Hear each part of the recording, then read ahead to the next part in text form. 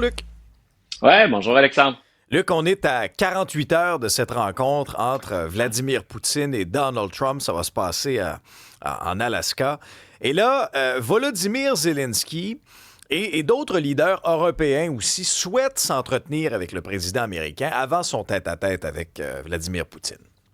Voilà, symboliquement, puis le symbole est assez fort, hein. Zelensky a quitté l'Ukraine pour se retrouver en Allemagne. C'est le chancelier allemand qui est devenu un des appuis les plus intéressants pour M. Zelensky. Donc, c'est le chancelier allemand qui va mener cette rencontre-là. C'est une rencontre virtuelle.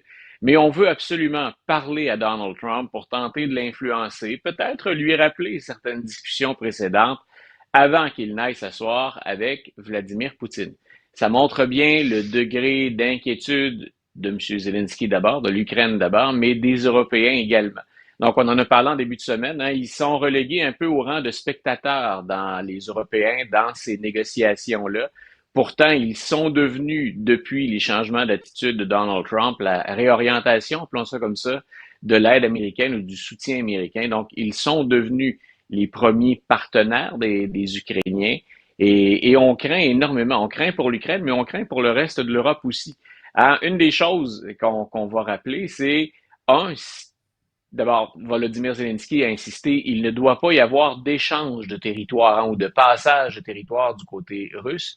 C'est que c'est probablement la Crimée et le Donbass, les derniers arguments de négociation qu'on veut mettre sur la table pour forcer Vladimir Poutine à une entente, mais une entente dans laquelle, et c'est une des principales pierres d'achoppement, c'est la pierre d'achoppement, c'est qu'il n'y a pas de concession du côté de Vladimir Poutine.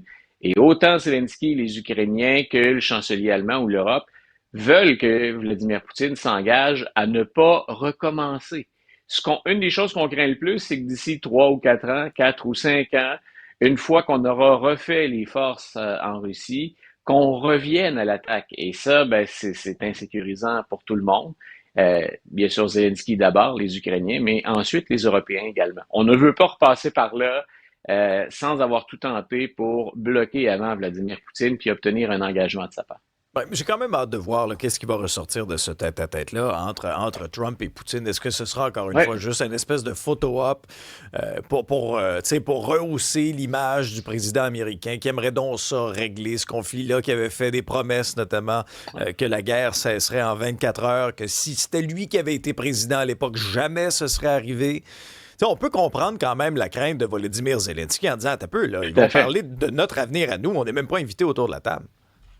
Puis, faut aussi toujours se méfier de Vladimir Poutine, qui en a vu d'autres, qui est pas Penses-tu? son premier, qui, qui n'est pas à sa première danse. Depuis le départ, quand on parle de paix, ou même pas de paix, mais de cesser le feu, Poutine envoie quelqu'un d'autre. On envoie l'équivalent du secrétaire d'État ou du ministre des Affaires étrangères, mais lui-même ne s'implique pas ou ne participe pas, ne se déplace pas.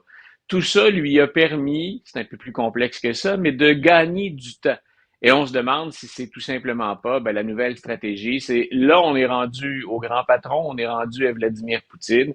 Mais est-ce que c'est pas tout simplement un peu de poudre aux yeux, tu l'as bien dit, hein, une espèce de photo-op, mais qui permettra à Poutine de gagner encore un peu de temps.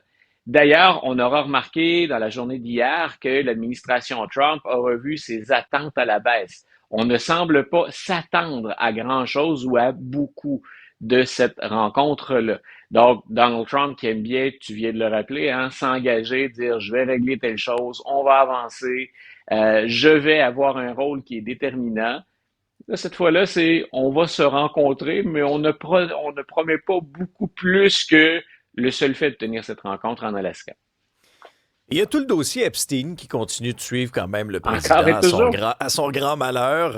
Enquête du Congrès d'ailleurs là-dessus. Est-ce que les républicains pourraient placer un autre nom qui circule souvent, Bill Ouais. Clinton, au centre de ces travaux-là? M. Comer, qui est un des républicains influents dans ce dossier-là, dit, lui, carrément, écoute, il y a deux choses dans ce que je vais dire là. Un, c'est, ça retire pas le dossier Epstein de l'actualité. Donc, c'est comme une demi-victoire, appelons ça comme ça, pour l'administration Trump. Puis de l'autre côté, ben, on tente de faire diversion, puis de dire, ben, Les démocrates ont fait pire. Donc, ce que Comer a dit, c'est, moi, je pense qu'au travers des travaux, au centre des travaux, c'est Bill Clinton qu'on doit retrouver. Donc, il a dit, Bill Clinton s'est rendu pour se condenser au moins 28 fois sur la fameuse île des plaisirs de Jeffrey Epstein. Donc, on dit, nous, on veut en savoir plus. Puis d'ailleurs, il y a des assignations à comparaître pour l'ancien président américain et pour Hillary Clinton. Donc, c'est carrément une stratégie de diversion. Et si je suis le président américain, je peux souhaiter que les démocrates soient entachés par ça aussi. Si je suis un citoyen américain, c'est d'amener Bill Clinton si vous voulez, qu'il paie le prix de ça, qu'on dévoile toute l'histoire, mais on veut savoir ce que Trump a fait aussi. Donc, c'est une stratégie. On verra à quel point elle va être bonne. Disons que au plan moral, Bill Clinton est un des présidents qui a redonné le plus de passes gratuites à Donald Trump. Donc, sa vie personnelle a été plus mouvementée, plus controversée. Il est passé au travers d'une procédure de destitution avec comme fond une aventure avec Monica Lewinsky. On en parle encore en 2025, c'est dire l'impact que ça avait eu. Donc, Donald Trump a déjà utilisé Bill Clinton pour dire, regardez, il y a des gens qui ont fait pire, ou en tout cas qui n'ont pas fait mieux, et c'était des démocrates.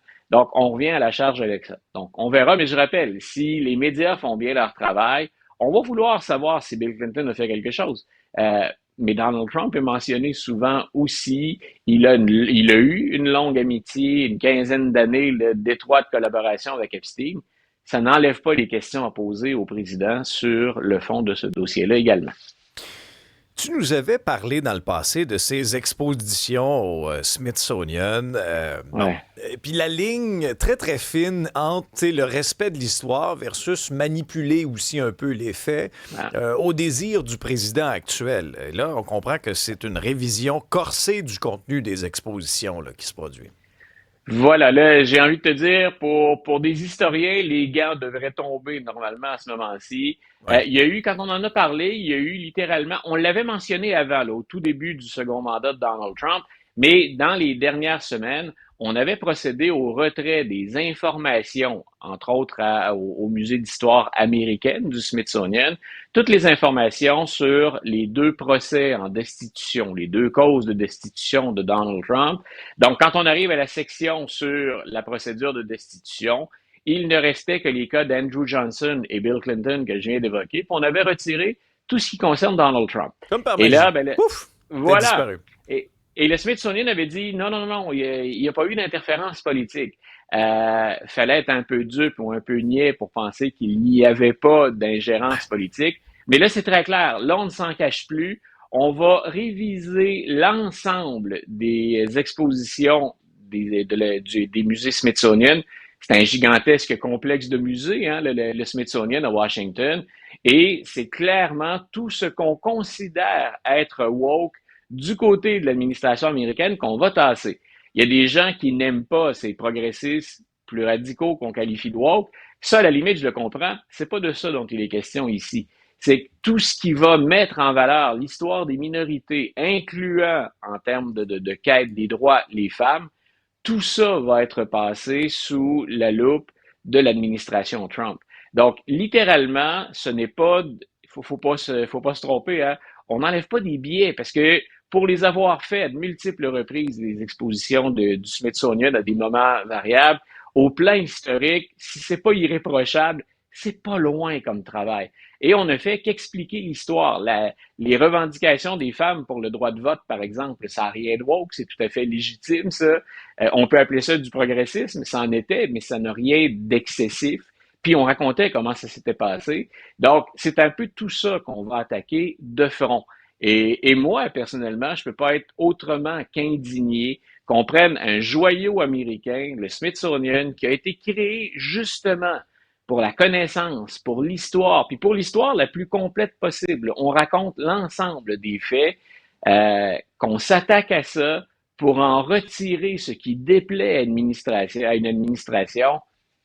Si on n'est pas choqué de cette forme de censure-là qui est propre à des régimes autoritaires, ben écoute, baissons les bras puis abandonnons la lutte tout de suite. Donc, c'est particulièrement choquant. Si ça soulève pas l'indignation, au moins des intellectuels aux États-Unis, c'est à n'y rien comprendre. Non, c'est ça. Quand on raconte l'histoire avec un grand H, on raconte l'histoire dans son ensemble, hein, pas juste les plans Voilà. qui font notre affaire. Merci, Luc. Une bonne journée.